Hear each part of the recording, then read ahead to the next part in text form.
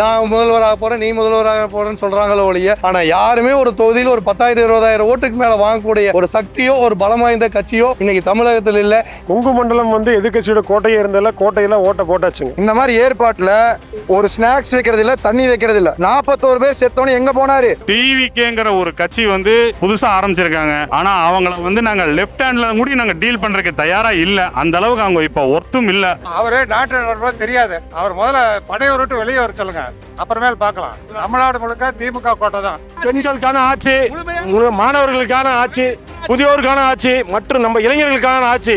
வர்றவங்க 1000 சொல்லுவாங்க, இது வருது அது வருது ஏரோப்ளேன் வருது. செய்யறது தளபதி தான். 26ல் மீண்டும் முத்துவேல் கருணாநிதி ஸ்டாலின் என்னும் நான் அந்த சத்தத்துக்காக நாங்கெல்லாம் வெயிட் பண்ணிட்டு இருக்கிறோம். நாங்கள் மட்டுமல்ல, இந்தியாவே வெயிட் பண்ணுது. இப்ப நம்ம கிட்ட 39 தொகுதி இருக்குன்னா 39 தொகுதியும் அண்ணன் மேற்கு மண்டல பொறுப்பாளர் செந்தில் பாலாஜி தலைமையில் அவர்கள் நம்ம 39 தொகுதியும் ஜெயிச்சு காமிக்கிறோம்னா வெற்றி பெறணும். இங்க இருக்கவங்க அத்தனை பேர் வேலுமணி, தங்கமணி, அத்தனை மணி நீ கூஜாமணி ஆயிடுவாங்க பாருங்களேன். இப்ப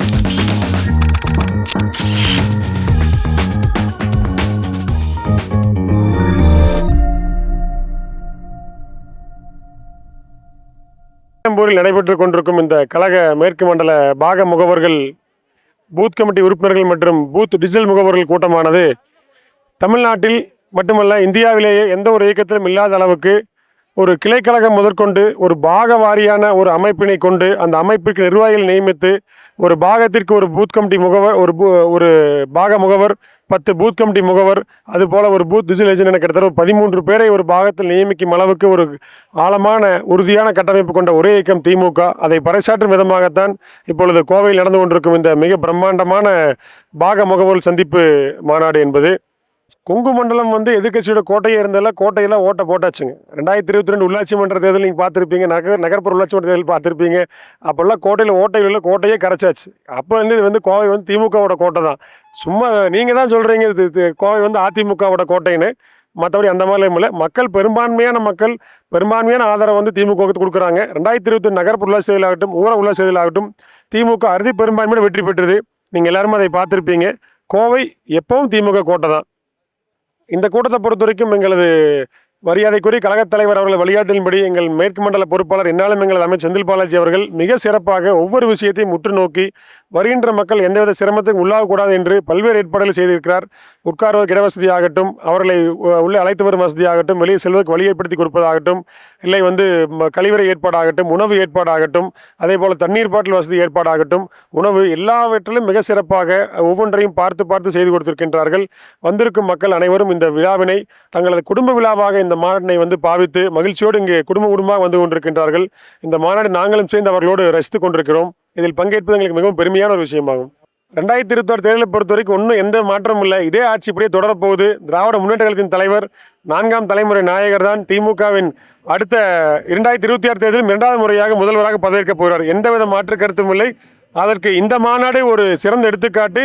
இதை விட ஒரு மிக பிரமாண்டமான ஒரு மாநாடு, 10 லட்சம் பேர் கலந்து கொள்ளும் மாநாடு திருச்சியில் நடக்க இருக்கின்றது. அது உலகிற்கே பறைசாற்றும். அடுத்து 2026 மட்டுமல்ல, 2056 வரை திமுக தமிழகத்தில் ஆட்சி கட்டில் தொடர்ந்து நீடித்துக் கொண்டிருக்கும் என்பதை கண்டிப்பாக நாங்கள் வென்று காட்டுவோம். மக்கள் அதை பார்க்கத்தான் போகிறார்கள். பொதுவாகவே ஒவ்வொரு எலெக்ஷன்லேயும் இந்த BL2 மீட்டிங், இந்த பாகமுகவர்கள் மீட்டிங் எல்லாம் ஒரு மாதிரி ஒரு 100 பேர் 200 பேர் வச்சு நடந்துட்டு இருக்கோம். ஆனால் இன்னைக்கு திராவிட முன்னேற்ற கழக ஆட்சி அமைச்சதுக்கப்புறம் இன்னைக்கு ஒவ்வொரு கட்சிக்காரரையும் அணுகி இன்னைக்கு BLA2 ஒவ்வொரு வீடாக போகிற அளவுக்கு இன்னைக்கு அரசு திட்டங்களை கொடுத்துருக்குது. இன்னைக்கு திராவிட முன்னேற்ற கழகத்தோட திட்டங்கள் ஒவ்வொரு வீட்லேயும் ஒவ்வொரு தனிப்பட்ட மனிதரும் அந்த திட்டத்தை பயன்பெற்றிருக்கிறாங்க. அதனால இந்த BLA2ஓ BLCயோ நம்மளுடைய கட்சிக்காரரோ ஒரு பொறுப்பில் இருக்கிறவங்களோ ஒரு மக்கள் அணுகிறதுக்கு ஒரு சிறப்பு வாய்ந்த ஒரு சௌகரியத்தை இன்னைக்கு நம்மளுடைய முதலமைச்சர் ஏற்படுத்தி கொடுத்துருக்கிறாரு.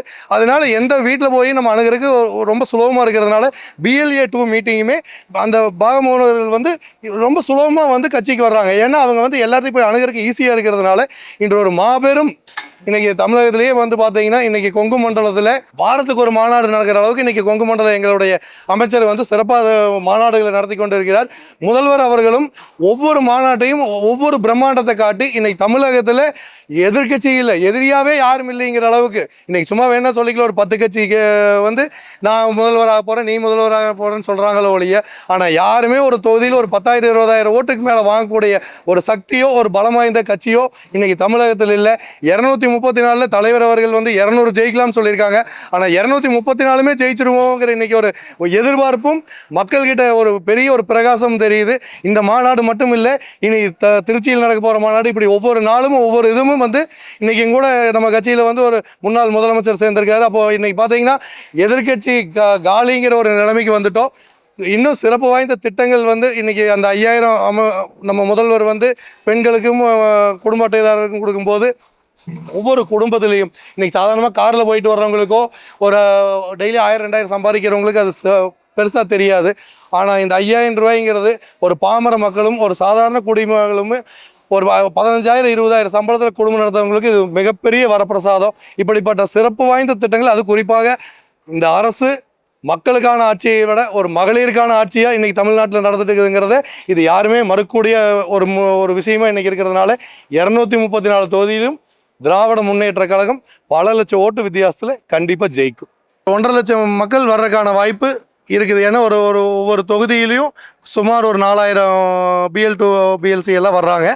அவங்களுக்கு தேவையான எல்லா, அதாவது முன்னெச்சரிக்கை நடவடிக்கைகள், அவங்க வந்துட்டு போகிற வாகனம் உட்பட அவங்க வந்தால் பாதுகாப்பாக அவங்களுக்கு கழிவறைகள், தண்ணீர் வசதி, அது மட்டும் இல்லாமல் உணவு. இப்போ நீங்கள் நின்றுக்கிற இடம் கூட நாங்கள் இங்கே ஒரு பக்கம் உணவு செஞ்சுட்டு இருக்கிற இடத்துல, இந்த இடத்துல பார்த்தீங்கன்னா சுமார் ஒரு 75,000 பேர்த்துக்கு அசைவ உணவகம் சிறப்பாக செஞ்சு ஒவ்வொரு பஸ்ஸுக்கும், ஒரு பஸ்ஸில் 50 பேர் வர்றாங்கன்னா அந்த 50 பேருக்கு தேவையான உணவு, தண்ணி பாட்டில், இப்படி ஒவ்வொரு பேருந்துக்கும் முதல்வர் வந்து சிறப்பாக அதை செஞ்சு கொடுக்க சொல்லியிருக்காங்க. நம்மளுடைய கொங்கு மண்டல தளபதி அவர்களும் ஒவ்வொரு நிமிஷமும் இதை உன்னிப்பாக கவனித்து நம்ம கூப்பிடுற அந்த மக்களுக்கு வந்து தேவையான எல்லா தேவைகளையும் ஒரு சுணக்கம் இல்லாமல் செஞ்சு கொடுக்கணுங்கிறத மிக கவனமாக ஹேண்டில் பண்ணிகிட்டு இருக்காங்க.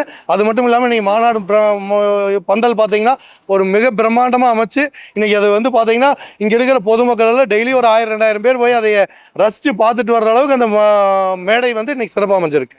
திராவிட முன்னேற்ற கழகத்தில் 2 ஆட்சியில் மக்களை எப்படி நம்ம அணுகணுங்கிறதுக்கு அது ஒரு பெரிய உதாரணம். நீங்கள் எந்த மாநாட்டிலையும் பாருங்கள், அந்தந்த சேர்லையும் குறிப்பாக வாட்டர் பாட்டிலும் ஒரு ஸ்நாக்ஸும் குறிப்பிட்டு எல்லா மாநாட்டிலையும் எல்லா மீட்டிங்லேயும் இன்றைக்கி திராவிட முன்னேற்ற கழக ஆட்சி அந்த மாவட்டத்தில் யார் நடத்துகிறாங்களோ அதை சிறப்பாக பண்ணுறாங்க. அது எங்கள் அமைச்சர் வந்து செந்தில் பாலாஜி அண்ணன் வந்து அதில் மிகவும் கவனமாக பார்த்து ரொம்ப நுண்ணிப்பாக அதை கவனித்து சிறப்பாக செஞ்சு கொடுத்துட்ருக்காங்க. தமிழகத்தில் இருக்கிற 234 தொகுதியிலையுமே நாங்கள் ஜெயிச்சிருவோம்னு சொல்கிறோம். அப்புறம் கொங்கு மண்டலம் எந்த கோட்டை, யாருமே இங்கே கோட்டையும் இல்லை. கோட்டைன்னு சொன்னவங்க இன்றைக்கி பார்த்தீங்கன்னா சின்டெக்ஸை தூக்கி தலையில் வச்சுட்டு வீடு வீடாக போயிட்டு இருக்கிறாங்க. அவங்களோட நிலைமை இனத்தை கொடுக்கறது, எப்படி மக்கள் அணுகிறதுன்னு தெரியாமல் அவங்களே ஒரு மூளை வந்து கொஞ்சம் சம்பிச்சிருச்சுன்னு நினைக்கிறேன். அதனால் அந்த மாதிரி நிலைமையில் தான் இன்றைக்கி இங்கே கொங்கு மண்டல தளபதினு ஒருத்தர் அதிமுக சொல்லிட்டு இருந்தவரால் இன்றைக்கி வீட்டுக்கு சின்டெக்ஸ் கொடுக்குறாருன்னா பார்த்துங்களேன் அவருக்கு எந்த அளவுக்கு அவருக்கு அரசியல் ஆர்வம் வந்திருக்குது, என்ன பண்ண போகிறாருன்னு தெரியாமல் பண்ணிகிட்டு இருக்காரு.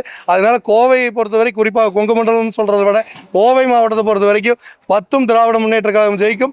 தொண்டாமுத்தூர் 50,000 ஓட்டு வித்தியாசத்தில் ஜெயிக்கும் என்பதை இந்த பதிவில் தெரிவித்துக்கிறது. நன்றி. புதுசாக ஆரம்பிச்சிருக்காங்க. ஒரு 18 19 வயசில், 14 வயசில், 13 வயசில். போன தடவை விஜய் ஒரு மீட்டிங்கில் பேசும்போது அவர் சொல்கிறாரு, நம்ம குழந்தை கையில் அம்மா எடுத்துகிட்டு இருந்தாங்கன்னா அவங்க காதில் சொல்லு, விஜய்க்கு ஓட்டு போடணும். விஜய்க்கு ஓட்டு போடுன்னு சொல்கிறதுக்கு வந்து நீங்கள் என்ன திட்டத்தை பண்ணீங்க? நீங்கள் 300 கோடி ரூபா வந்து நான் வருமானத்தை விட்டுட்டு வந்தேன்னு சொல்கிறேன். 100% 300 கோடி ரூபா பணம் தமிழ்நாட்டு மக்கள் சினிமா தேட்டரில் போய் பிளாக்கில் விற்ற பணத்தில் வாங்கின சம்பள பணம் அது. நீங்கள் ஒன்று பெரிய ஒரு டாடா கம்பெனிலேயோ ஒரு பெரிய கூகுள் கம்பெனிலேயோ பெரிய ஒரு அறிவு சார்ந்த நிபுணராக இருந்து அவர் சம்பளம் வாங்கலை. அவர் ஏதோ ஒரு வேடிக்கையாவோ கோமாளித்தனமாவோ ஒரு வில்லத்தனமாவோ ஏதோ நடிக்கிற அந்த 2 மணி நேர ஒரு என்டர்டெயின்மெண்ட், அந்த என்டர்டெயின்மெண்ட்டுக்காக மக்கள்கிட்ட இருந்து 1000 2000 150 ரூபா டிக்கெட் 1500 ரூபாய்க்கு விற்பாங்க. இப்படி விற்ற பணத்தில் வாங்கின 300 கோடி ரூபா பணத்தை அவருக்கு 10ல் போல. இப்போ இன்னைக்கு வந்து அரசியல் போனால் ஏதாச்சும் வேறு ஏதாச்சும் நிறைய கிடைக்கும்ட்டு வந்திருக்காரோ ஒழிய அவர் அரசியலுக்கு நல்லது செய்யறக்கோ மக்களுக்கு நல்லது செய்யறக்கோ வரல. அதில் இருக்கிற அந்த பசங்க வந்து இப்போ ஒரு ஊருக்கு ஒரு 100 பேர் போகிறாங்கன்னா அதில் ஒரு 25 பேருக்கு கூட ஓட்டுக்கிறதுக்கு வாய்ப்பு கம்மியாக இருக்கிற மாதிரி தெரியுது. அந்த 25 பேரும் ஒரு நல்லது கெட்டது அனுபவப்படும் போது அவை கண்டிப்பாக திராவிட முன்னேற்ற கழகத்தில் பயணிப்பாங்க என்கிறத இந்த பதிவில் நான் தெரிவிச்சுக்கிறேன். இப்போ நீங்கள் கேட்டீங்க கொங்கு மண்டலம் எப்படி இருக்குங்கிறது. கொங்கு மண்டலம் இது வரைக்கும் வந்து நீங்கள் ஏடிஎம்கே கோட்டைன்னு சொல்லியிருக்கலாம். இப்போ அமைச்சர் செந்தில் பாலாஜி இருக்காங்க, இப்போ தோப்பு வெங்கடாச்சலம் முன்னாள் அமைச்சர் இருக்காங்க. இப்போ அவங்களோட சீரிய பணி வந்து பெண்கள் மத்தியில் மிகவும் பரவலாக பேசப்பட்டு வருது. இப்போ பெண்களுக்கான ஒரு குழுவை அமைச்சு பெண்கள் வீடு வீடாக போய், அதாவது ஆண்களை சந்திக்கிறத விட பெண்கள்கிட்ட தான் நாங்கள் அதிகமான நேரம் செலவிடுறோம். இப்போ நாங்கள் போகும்போது பெண்கள் வந்து அங்கே பார்த்தீங்கன்னா தமிழக அரசு என்னென்ன கொடுத்துருக்குங்கிறது எங்களுக்கு முன்னாடி அவங்களே ஆர்வமாக இருக்காங்க. அவங்களோட ஆர்வத்தை பார்க்கும்போது இனி வரக்கூடிய 2026 கொங்கு மண்டலத்தில் திமுகவோட கொடி தான் பறக்க போகுது. திமுக தான் ஜெயிக்க போகுது. நாங்கள் தான் ஜெயிக்கிறோம், நாம் மட்டும்தான் ஜெயிக்க போகிறோம். எங்களுடைய மேற்கு மண்டல பொறுப்பாளர் கொங்கு மண்டல தளபதி அண்ணன் செந்தில் பாலாஜி அண்ணன் அவர்கள் கடந்த ஒரு வார காலமாக இந்த மாநாட்டு திடலில் இரவு பகல் பாராமல் அவருடைய கண் பார்வையில் அனைத்து பணிகளும் சிறப்பாக செய்துள்ளார். வந்திருந்த அனைவருக்கும் வாகன வசதி, உணவு வசதி எல்லாம் சிறப்பாக செய்து கொடுத்தார். இளைஞரணி சார்பாக அவருக்கு மனமார்ந்த கோவை தெற்கு மாவட்ட இளைஞரணி சார்பாக குறிப்பாக சூலூர் தொகுதியில் இந்த BLA2 பயிற்சி பாசறை நடைபெறுவதில் எங்களுடைய தொகுதியின் சார்பாக இளைஞரணி சார்பாக மனமார்ந்த நன்றியை தெரிவித்துக் கொள்கிறோம். வதந்திகள்லாம் வந்து அந்த கோட்டையெல்லாம் ஓட்டையம் வாங்கப்போகுது.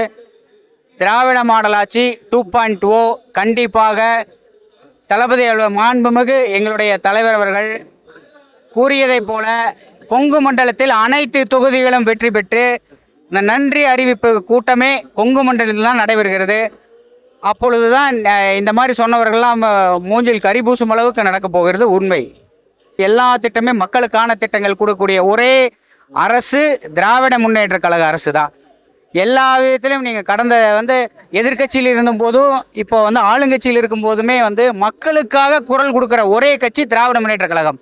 அதற்காக வந்து மகளிர்கள் அனைவரும் வந்து ஒட்டுமொத்த கருத்தோடு இந்த தடவை வந்து 2024 200க்கு மேற்பட்ட தொகுதிகள் திராவிட முன்னேற்ற கழகம் வெல்லும்.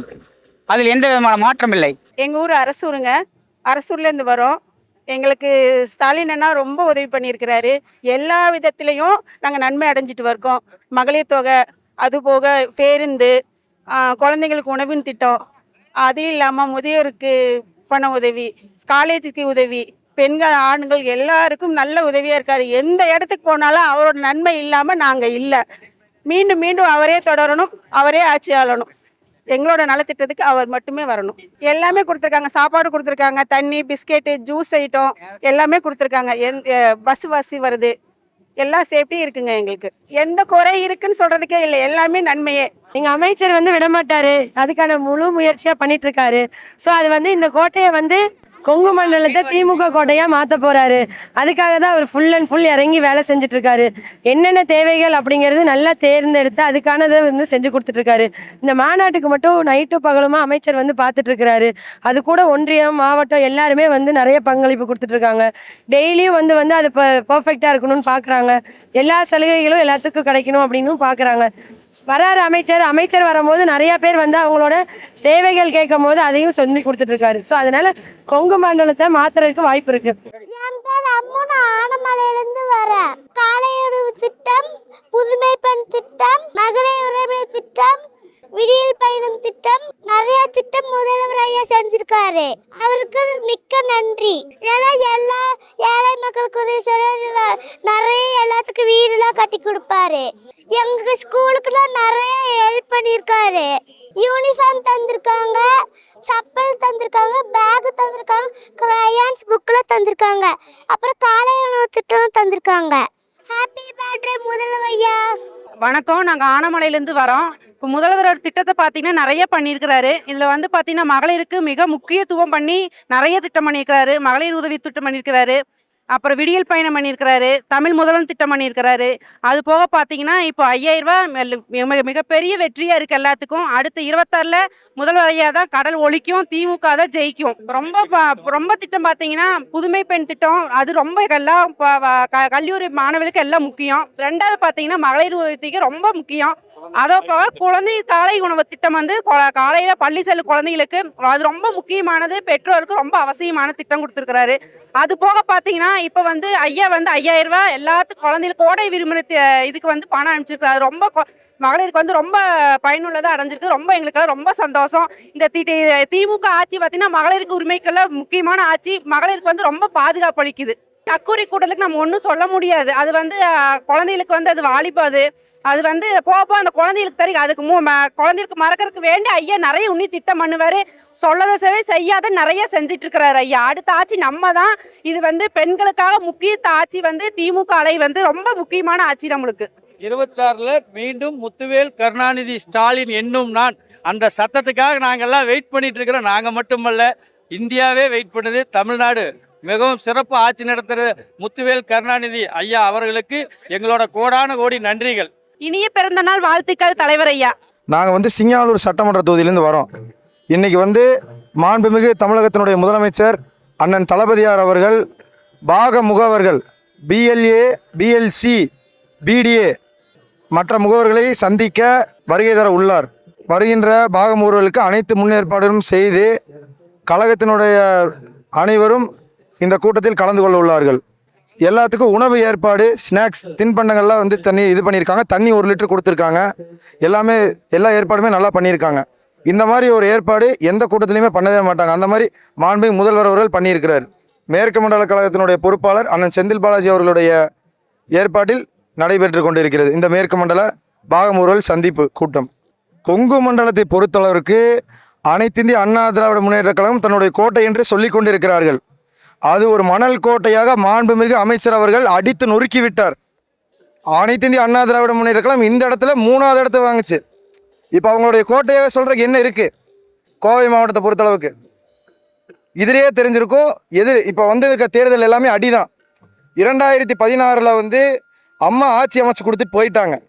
ஆனால் வந்து நாங்கள் எடப்பாடி அண்ணா ஆட்சி அப்படின்னு சொல்லி சொல்கிறாங்க. அவர் தவிழ்ந்து போய் முதலமைச்சரானார். முறைப்படி 2021 வந்து நாங்கள் தேர்தல் நடத்தி, இப்போ நம்ம இந்திய தேர்தல் ஆணையம் தேர்தல் நடத்துச்சு. அந்த தேர்தலில் முறைப்படி முதல்வர் வேட்பாளர் அறிவித்து அதற்கான ஏற்பாடுகளை செய்து முதல்வர் வேட்பாளரை நாங்கள் முதல்வர் ஆக்கணும் எங்கள் தளபதியை. அந்த மாதிரி வந்தால் தான் முதல்வர். இவர் வந்து முதல்வரே கிடையாது. அம்மா ஆட்சியில் வந்து அப்படியே சும்மா காலில் அப்படியே ஊர்ந்து போய் முதலமைச்சரானவர் எடப்பாடியார். இவரெல்லாம் வந்து பேசுகிற அளவுக்கு எங்கள் கழகம் இருக்குதா? அது வந்து அதிமுக கிடையாது, அமித்ஷா திமுக. அதுக்கு வந்து காவி பூசிட்டாங்க. அப்படியே அதெல்லாம் ஒரு கழகமே கிடையாது. திராவிட கட்சின்னு சொல்கிறக்கே ஒரு அருகதை இல்லை. அப்படியே காவி பூசிட்டாங்க அவங்க மேலே. இப்போ வந்து எங்களுடைய கழகத்தில் இப்போ வந்து கூட்டணி பேச்சாதான் நடந்துட்டு இருக்கு. எல்லா கூட்டணி தலைவர்களும் எங்கள் கூட்டணி தலைவர்கள் யாரை சந்திக்கிறாங்க? அண்ணா அறிவாலயத்தில் எங்களுடைய தலைவர் அமைத்த கூட்டணி அந்த குழுவை தான் சந்திக்கிறாங்க. ஆனால் என்டிஏ கூட்டணியோட தலைவர்களை அந்த கூட்டணியோட தலைவர் வந்து எடப்பாடியார்னு சொல்கிறாங்க. ஆனால் அவங்க யாரை சந்திக்கிறாங்க? நயினார் நாகேந்திரன் அந்த மாதிரி போன்ற பாரதிய ஜனதா கட்சி தலைவர்களை தான் சந்தித்து இப்போ கூட்டணி பேச்சுவார்த்தை நடக்குது. அப்போ இதிலத்தையே நீங்கள் தெரிஞ்சிருக்கலாம், இது வந்து அண்ணா திமுகவா அமித்ஷா திமுகவான்னு இதிலேயே நம்ம தெரிஞ்சுக்கலாம். அடுத்தபடியாக தமிழக வெற்றி கழகம்னு ஒன்று வந்திருக்குது. அவங்க வந்து விசில் சின்னம் ஒதுக்கியிருக்காங்க. அவருக்கு வந்து ஒரு தெம்பு திராணி இருந்தால் எதிர்வருகின்ற சட்டமன்ற தேர்தலில் கோவை மாவட்டத்தில் ஜெயிக்கிட்டோம். எங்களுடைய மேற்கு மண்டலத்தினுடைய பொறுப்பாளர் அவர்கள் 10க்கு 10 தொகுதியும் வென்று கோவை மாவட்டத்தை திராவிட முன்னேற்ற கழகத்தின் கோட்டையாக மாற்றுவார். இதில் வந்து எதவித ஐயப்பாடும் கிடையாது. வருகின்ற சட்டமன்ற தேர்தலில் 200க்கும் மேற்பட்ட தொகுதியில் நாங்கள் வெற்றி பெறுவோம். கோவை மாவட்டத்தில் உள்ள 10 தொகுதியிலே ஜெயிப்போம். இது வந்து எங்கள் மேற்கு மண்டல பொறுப்பாளர் அவருடைய ஏற்பாட்டில் எல்லாமே நடந்துட்டுருக்கு, நல்லபடியாக நடந்துட்டு இருக்குது. பொதுமக்கள் ஆரவாரத்துடன் ஆதரவு அளிக்கிறார்கள். முதலமைச்சர் பல்வேறு திட்டங்களை இந்த பொதுமக்களுக்காக அளித்து பல்வேறு நலத்திட்டங்களை இது பண்ணிக்கிட்டு இருக்காரு. இப்போ விஜய் வந்து இந்த வந்து ஏதோ சந்திப்பு கூட்டம்னு ஒன்று நடத்துகிறாரு. அந்த சந்திப்பு கூட்டத்தில் என்ன பண்ணுறாரு? இந்த மாதிரி இப்போ நாங்கள் வந்து ஒரு ஏற்பாடெல்லாம் நிறைய நடக்குது. இந்த மாதிரி ஏற்பாட்டில் ஒரு ஸ்நாக்ஸ் வைக்கிறது இல்லை, தண்ணி வைக்கிறது இல்லை. 41 பேர் செத்தோன்னு எங்கே போனார் விஜய் அவர்கள்? எங்கே சென்றார்? 41 பேர் குலையத்துக்கு எங்கே சென்றார்? அப்படியே ஓடினவர் தான் எங்களுடைய தளபதி. இந்த மாதிரி ஸ்நாக்ஸு, கழக தோழர்களுக்கு துண்டு, ஸ்நாக்ஸு,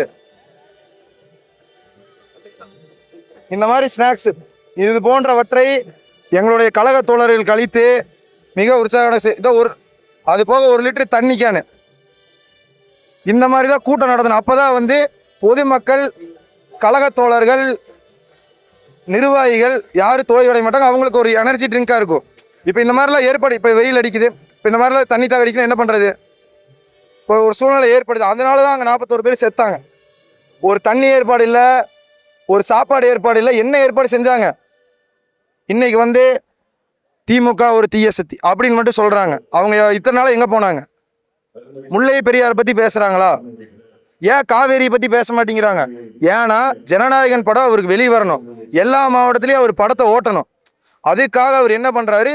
முல்லை பெரியார் அதை பற்றி பேச மாட்டேங்க, கச்சத்தீவு போயிட்டார். இப்போ இதையெல்லாம் பேசாமல் அங்கே போயிட்டார். அப்போ இதுக்கெல்லாம் யார் பதில் சொல்லுவா? மக்களுடைய அடிப்படை தேவை என்ன? ஒரு உணவு, தண்ணி தான் அடிப்படை தேவை. அதுதான் அடிப்படை, டெய்லி அத்தியாவசியமே அதுதான். அப்போ அதுக்கான ஒரு இதே கிடையாது.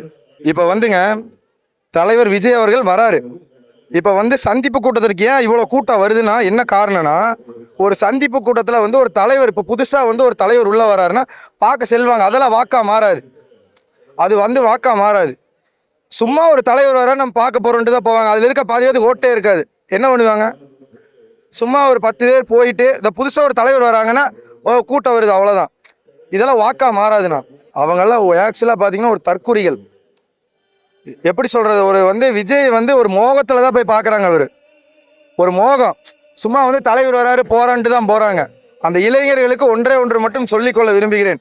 தமிழ்நாட்டை காப்பாற்ற வேண்டும் என்றால் எங்களுடைய முதலமைச்சர் ஒருவர், அண்ணன் தளபதி மட்டும்தான். தமிழ்நாட்டை யாருமே காப்பாற்றவே முடியாது. தமிழ்நாட்டை காப்பவர் மாண்புமிகு தமிழகத்தினுடைய முதலமைச்சர் அண்ணன் தளபதி. கலைஞரின் வாரிசு மட்டும்தான் இந்த தமிழ்நாட்டை காப்பாற்று. அதனால எல்லா இளைஞர்களும் சிந்தித்து செயல்பட்டு அடுத்த கட்ட நகர்வை நீங்கள் பண்ணினா தான் தமிழ்நாட்டை வந்து நம்ம இது பண்ண முடியும். இன்னைக்கு கொங்கு மண்டலத்தினுடைய அண்ணன் செந்தில் பாலாஜி அவர்களின் மிக சிறப்பான ஏற்பாட்டில் மேற்கு மண்டல வாக்காளர் பயிற்சி மாநாடு கழக தலைவர் தலைமையில் இங்கே நடக்குது. இந்த மாநாட்டை அண்ணன் செந்தில் பாலாஜி அவர்கள் மிக சிறப்பான ஏற்பாட்டில் லட்சக்கணக்கானோர் கலந்து கொள்ளும் வகையில் மிக சிறப்பான வகையில் ஏற்பாடுகளை செஞ்சுருக்காரு. இந்த மாநாட்டில் வந்து பார்த்திங்கன்னா இங்கே வந்தவங்களுக்கு உணவு, குடிநீர் வசதி, அடிப்படை வசதி எல்லாமே செஞ்சுருக்காரு. உணவு வசதிகளில் வந்து பார்த்திங்கன்னா எல்லாத்துக்கும் பிரியாணி அரேஞ்ச்மெண்ட் பண்ணியிருக்காரு. அது போக வந்து பார்த்திங்கன்னா இந்த மாநாட்டில் உட்கார்ற எல்லா இடத்துலையுமே வந்து பார்த்திங்கன்னா ஸ்நாக்ஸ் ஏற்பாடு பண்ணியிருக்காரு. எல்லாமே தண்ணி எல்லாமே வந்து இங்கே நல்ல மிக சிறப்பான வகையில் ஏற்பாடு பண்ணியிருக்காரு. டாய்லெட் வசதி, அது போக வந்து பார்த்திங்கன்னா போக்குவரத்து வசதி, கார் பார்க்கிங் வசதி எல்லாமே வந்து மிக சிறப்பான வகையில் பொதுமக்கள் வந்து உள்ளே வந்துட்டு வெளியே போகிற வரைக்கும் மிக சிறப்பாக எந்த சிரமமும் இல்லாமல் இருக்கிற அளவுக்கு மிக சிறப்பான வகையில் இந்த மாநாட்டை அண்ணன் செந்தில் பாலாஜி அண்ணன் அவர்கள் மிக சிறப்பாக ஏற்பாடு செஞ்சுருக்காரு. அண்ணனுக்கு அவருக்கு நன்றி. இந்த மாநாடு என்னன்னு கேட்டிங்கன்னா ஒவ்வொரு திமுக தொண்டனுக்கும் இது ஒரு பயிற்சி மாநாடு. ஒவ்வொரு தேர்தலுக்கும் மாண்புமிகு கழகத் தலைவர் அவர்கள் உத்தரவின் பேரில் இது நடக்கக்கூடிய மாநாடு. இந்த மாநாடு என்னென்னா நம்ம தேர்தல் காலத்தில் எப்படி தேர்தல் பணி செய்யணும் அப்படிங்கிறது இந்தியாவிலேயே ஒரு கட்சி மாநாடு நடத்துதுன்னா, அது தேர்தல் பயிற்சி மாநாடு, வாக்குச்சாவடி மாநாடு நடத்துதுன்னா அது இந்தியாவிலேயே திமுக மட்டும்தான் நடத்துது, வேற எந்த கட்சியுமே நடத்த மாட்டாங்க. இந்த மாநாட்டில் நம்ம பொதுமக்களை எப்படி அணுகணும், அவங்களோட குறைகள் என்ன, அவங்களுக்கு என்ன தேவைகள், அந்த மக்கள்கிட்ட ஓட்டை நம்ம எப்படி பெறணும், மரியாதையாக கண்ணியமாக மக்கள்கிட்ட நம்ம எப்படி அந்த வாக்கை நம்ம பெற்று இந்த மக்களுக்கு எப்படி செய்யணும் அப்படிங்கிறத வந்து கண்ணியமான பயிற்சி கொடுக்கக்கூடிய இடம் இது ஒரு கண்ணியமிக்க இடமா இன்றைக்கி அது இருக்குது. அதை தலைவர் வந்து இந்த மாநாட்டில் விளக்குறாரு. இந்த மிக சிறப்பான மாநாடு 2026 திமுக கண்டிப்பாக ஜெயிக்கும். அதில் யாருக்குமே எல்லளவும் சந்தேகம் இல்லை. அது எதிர்கட்சியாக இருக்கக்கூடிய எடப்பாடி பழனிசாமிக்கும் இது நல்லாவே தெரியும். இருந்தாலும் நானும் வெள்ளச்சட்டை போட்டுட்டு இந்த களத்தில் இருக்கேன் அப்படிங்கிறக்காக 4 பக்கம் வந்து அவர் வண்டி எடுத்துகிட்டு சுற்றிட்டு இருக்கிறாரு. ஆனால் இது ஜெயிப்புங்கிறது லோக்கலில் இருக்கிற எடப்பாடியிலிருந்து டெல்லியில் இருக்கிற மோடி வரைக்கும் அத்தனை பேருக்கு தெரியும். இது கழகத் தலைவரோட ஆட்சி தொடரப்போகுது. இனி ஒரு 50 ஆண்டுகளுக்கு வந்து திமுக தான் இந்த மண்ணில் மக்கள் பணி செய்யும். அது முதலமைச்சரில் இருந்து 50 ஆண்டுக்கு மேலே யார் இருக்காங்களோ அவங்க வரைக்கும் இந்த கட்சி அப்படி தான் வேலை செய்யும். அதில் எந்த மாற்று கருத்தும் இல்லை. போன பார்லிமெண்ட்லேயே பார்த்துருப்பீங்க, கொங்கு மண்டலம் திராவிட முன்னேற்ற கழகத்து பக்கம் வந்து ரொம்ப நாள் ஆச்சு. அதை நீங்கள் எல்லாமே பார்த்துருப்பீங்க. அதுக்கு முன்னாடியே வந்து பார்த்தீங்கன்னா உள்ளாட்சி தேர்தல் வெற்றி, அதுக்கப்புறம் பாராளுமன்ற தேர்தலில் 40க்கு 40 நம்ம வெற்றி பெற்றோம். இது வந்து நடக்கக்கூடிய சட்டமன்ற தேர்தல் 234 தொகுதியிலையும் 210 தொகுதிகள் திமுக நிச்சயமாக இதை வெல்லும். இதில் எந்த மாற்று கருத்தும் இல்லை. எதிர்கட்சி தலைவரையே கூப்பிட்டு கேட்டாலும் அது ஆமான்னு சொல்லிடுவார். ஏன்னா அந்த சூழ்நிலையில் தான் இப்போ அவர் இருக்கிறாரு. அவரை சுற்றி இருக்கிறவங்க எல்லாருமே வந்து திமுக ஜெயிக்கும் தான் அவங்களே சொல்கிறாங்க. இதை நாங்கள் சொல்லி தெரிய வேண்டியதில்லை, பொதுமக்களாகி உங்களுக்கும் தெரியும், இருக்கிற எதிர்கட்சிகள் அனைவருக்கும் தெரியும். இதுதான் நிதர்சன உண்மை. டிவிகேங்கிற ஒரு கட்சி வந்து புதுசாக ஆரம்பிச்சிருக்காங்க. ஆனால் அவங்கள வந்து நாங்கள் லெஃப்ட் ஹேண்டில் கூட நாங்கள் டீல் பண்ணுறதுக்கு தயாராக இல்லை. அந்த அளவுக்கு அவங்க இப்போ ஒர்த்தும் இல்லை. அங்கே இருக்கிறவங்க எல்லாமே ஒன்றும் ஒரு தெளிவான மனநிலையில் இல்லை. அவங்க ஏதோ ஒரு நடிகருங்கிற மோகத்தில் போயிட்டாங்க. ஆனால் வந்து அதை இந்த தேர்தல் அவங்க புரிஞ்சுக்குவாங்க. அங்கே ஒன்றுமே இல்லைங்கிறது எல்லாத்துக்குமே தெரியும். அதனால் அதை பற்றி பேசி நம்ம ஒன்றும் டைம் வேஸ்ட் பண்ண வேண்டாம் நான் நினைக்கிறேன். ஸ்டாலின் தொடரட்டும், தமிழ்நாடு வெல்லட்டும். 2026 கழக ஆட்சி நிச்சயமாக மலரும். நன்றி. அவரு நாட்டு தெரியாது. அவர் முதல்ல படையை விட்டு வெளியே வர சொல்லுங்க, அப்புறமேல் பார்க்கலாம். தமிழ்நாடு முழுக்க திமுக கோட்டை தான்.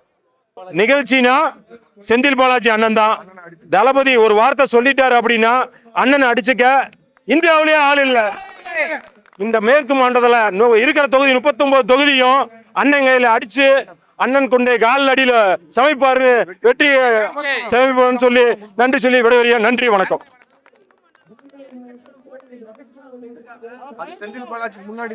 அதெல்லாம் இருந்திருக்கும் முன்னாடி. இப்ப அண்ணன் பேரை சொன்னாவே கொங்கு மண்டலமே அண்ணன் பேரை தான் சொல்லுது. செந்தில் பாலாஜினாவே கொங்கு மண்டலம் தான். எடப்பாடியில இல்ல, அண்ணன் பேரை சொன்னாவே செந்தில் பாலாஜி தான். 39 தொகுதிக்கு அடிச்சு கொண்டு போய் அண்ணன் காலில் சமைப்பார் அண்ணன். அதெல்லாம் நிறைய பேர் வரலாம், இவங்க வரலாம், அவங்க வரலாம், அதெல்லாம் கிடையாது. அண்ணன் பேரை சொன்னா போதும். 39 தொகுதி அவர் கையில கொண்டு போய் தளபதி கையில வைப்பார். அண்ணனை நம்பி அவர் கொடுத்திருக்காரு. அதனால இந்த நம்பிக்கையை கொண்டு சேர்த்துவாரு. மக்கள் ரொம்ப சந்தோஷமா இருக்காங்க. தளபதி ஆட்சி வரணும்னு. பெண்களுக்கான ஆட்சி, மாணவர்களுக்கான ஆட்சி, முதியோருக்கான ஆட்சி மற்றும் நம்ம இளைஞர்களுக்கான ஆட்சி.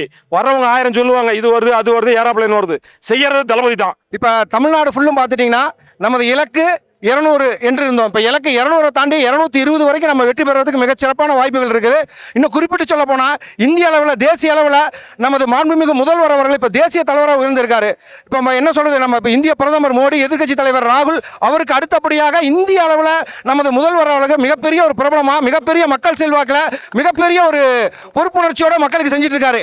எல்லாமே அவங்க கட்சி சார்ந்து பண்ணிட்டு இருக்கிற காலகட்டங்களில் நம்ம முதல்வர் ஒருவர் மட்டும்தான் மக்களுக்காக. இப்போ இன்னும் குறிப்பிட்டு சொல்ல போனோம்னா இந்த தமிழ்நாடு மாடல், திராவிட மாடல் என்பது இப்ப வடநாடு முழுவதும் மாறி இருக்கு.